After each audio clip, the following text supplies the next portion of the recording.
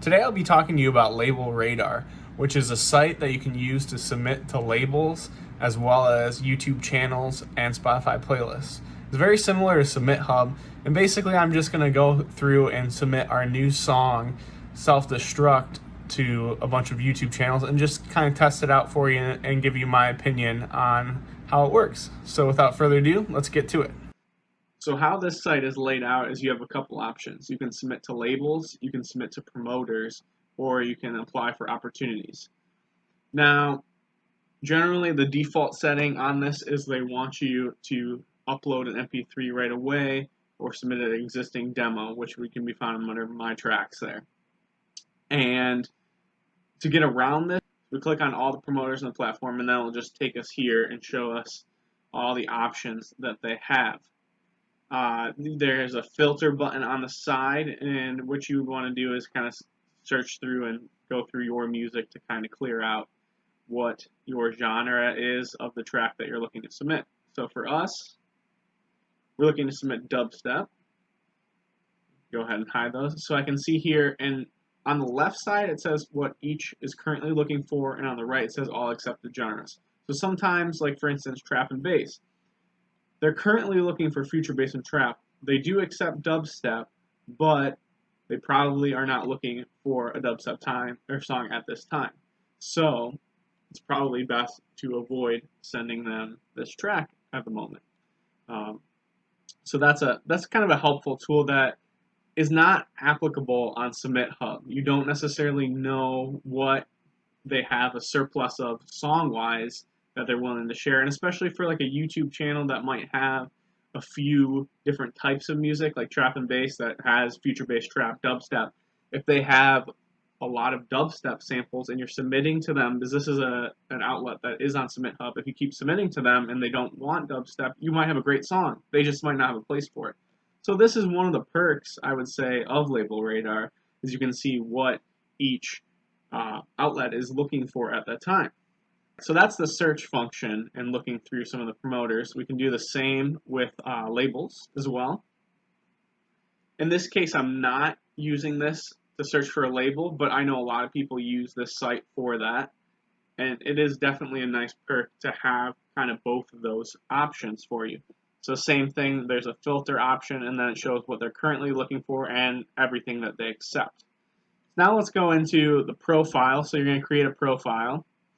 You can put a short bio. This is one of the downsides I found when I was creating our profile, is you can only have 250 characters. So it's kind of more like a social media bio versus something that you might have on Spotify where you would have a little bit more character count. Go into edit profile to show you some of the options here. So I haven't even finished completing the profile yet. But one thing I noticed when I was doing this that might help you, save you just a few seconds while you're setting this up. It's an interesting setup how they want you to link your social media accounts. They want you to link it after, like, facebook.com/ and then whatever that slash is. So don't copy and paste the whole URL in there, copy and paste where you after get past the main domain of facebook.com. So there's that, and then you can upload a profile picture. You can choose a featured release, which is kind of cool. But they do suggest that it should be a YouTube link, which makes sense because more platforms are going to have YouTube or SoundCloud versus some outlets might not have Spotify. Now, how this works is if you sign up for a free account, you get 10 free credits. Now, that seems like a lot, but each credit, each submission takes 5 credits apiece. So really, you're getting 2 free submissions, and every month they give you 5 more credits free. So basically, they give you a free submission. So I would say, at the very least, this is a helpful tool to have in the toolbox because you get a free submission every month. Now, let's look at the different platforms here. So already, if you look at the Pro platform, which they advertise as $12.99 a month, make sure if you're doing it yearly, then it's $12.99 a month, but monthly it's $15 basically a month.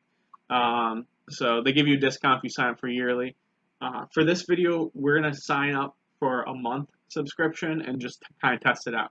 So there's a few different options. So what you get with a basic platform is you get 5 credits a month, and you do get notifications if they listen to the song, and if you can still get, a conversation with them and kind of move that submission process along. But you only get one submission a month. You can buy more per use, basically, so that's a good option.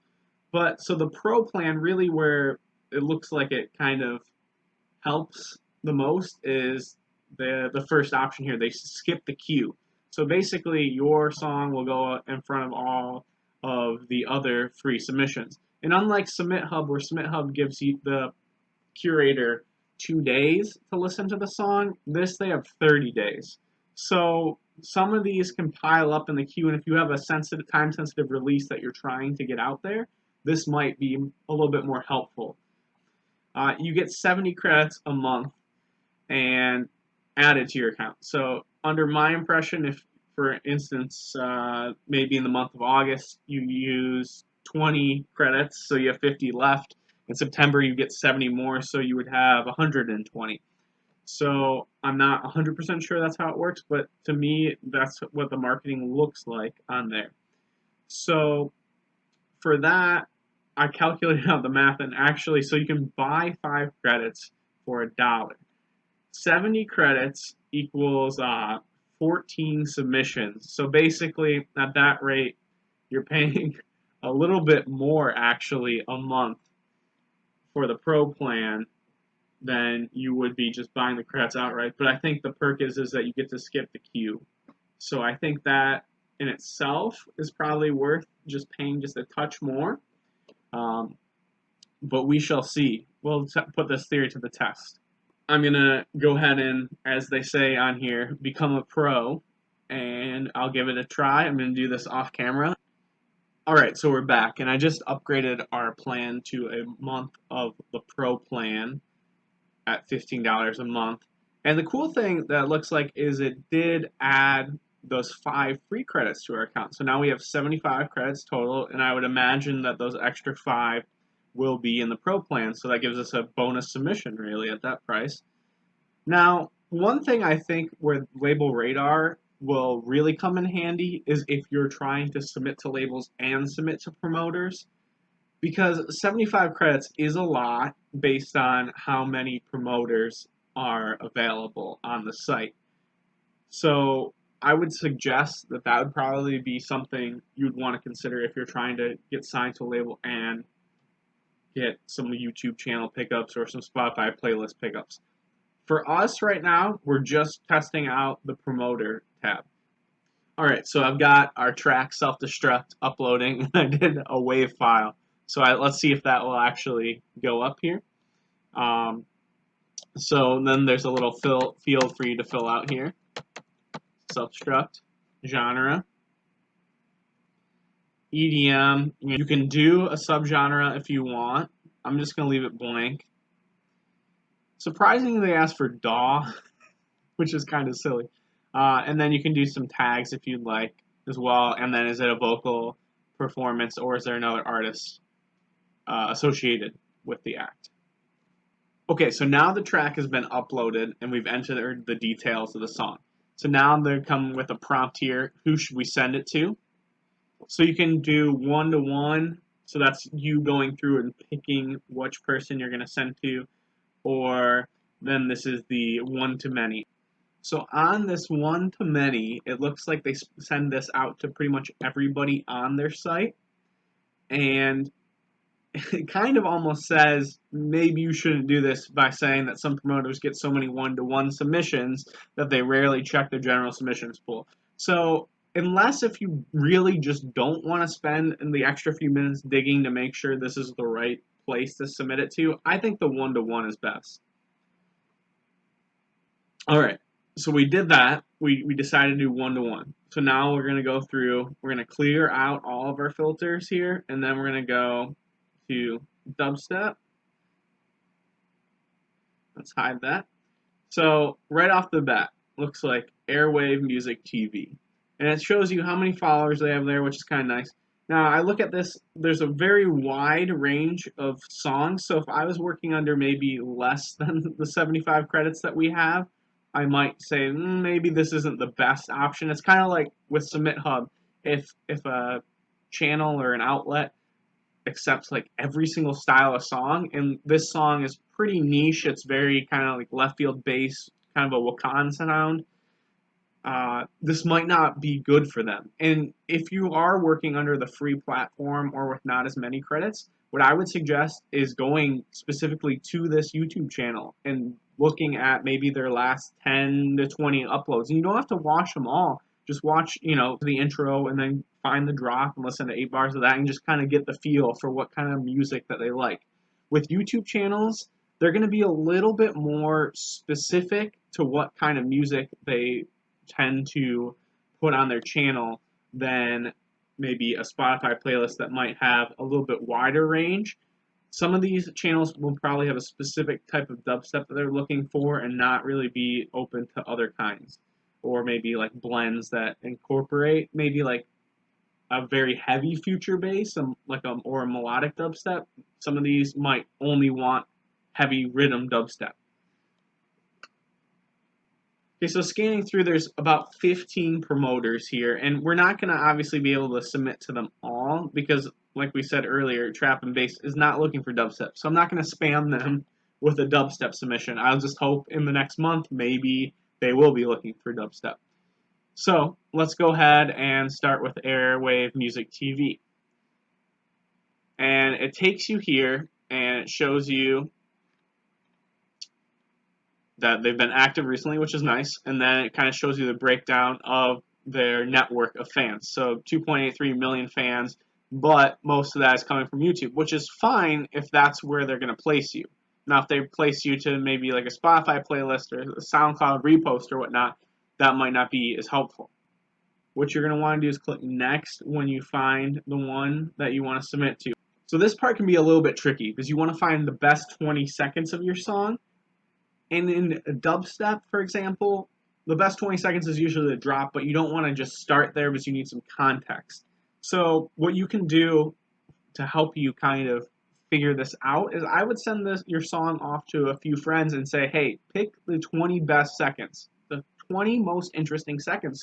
If I started at 33 seconds, I get a little bit of the build and then the drop. I want to get a little bit more of the build. Self-destruct sequence initiated.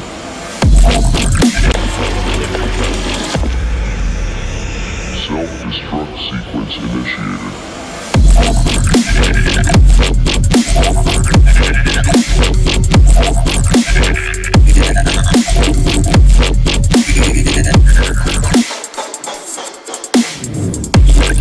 Cool. So I think 32 seconds is the way to do it.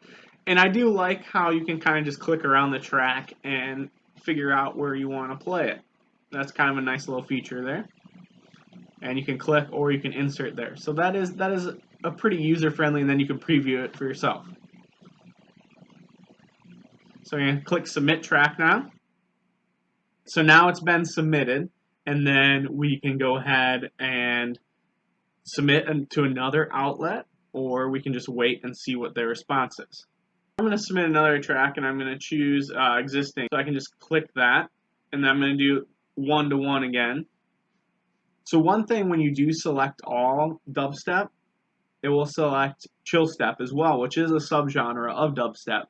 But for this case, Self-Destruct is not a very chill steppy song. So make sure you read all of the genres accepted, because, for instance, Yassine DJs only accepts chill step, and they don't have any other dubstep, bro step, or whatnot, so they probably would not like that song, so it would be just a waste of credits to submit to them. So it's important to kind of research really quick, just do a quick glance of each place you're submitting to, and for instance, while I was looking through here, Hot Shot Music looking for dubstep. Cool. I was thinking I should just send it to them. I go to their YouTube page. It is a copyright or no copyright music, royalty free downloads. So that might be something you're fine with as an artist, and it might not be. So just kind of checking into that before you submit. And if you want to see like kind of more how I kind of look through some places to submit to, kind of see if they're right for me, just comment in below and tell me that you would like to see that in another video, and I'll go into more depth on that. Okay, so I just finished submitting to a few channels on labelradar.com, and we'll give it a few days and kind of see what happens. And I'll give you another video kind of posting the results after they come in. Now, initial feedback and initial thoughts that I have after doing a few deep dives, kind of seeing really if this channel is right for the song that we're putting out, we only found about 3 or 4 that were worth submitting to. So that was really 15-20 credits out of that 70. So initially, I'm a little skeptical at how useful this site would be for like a niche genre, for like dubstep. I'll make another video showing the results of these campaigns that we ran on labelradar.com and kind of give it closing thoughts. So if you want to see that video, just click subscribe and click the bell icon down there, and you'll get notified when we post that in hopefully about a week or so. Thanks for watching, and as always, have a great day.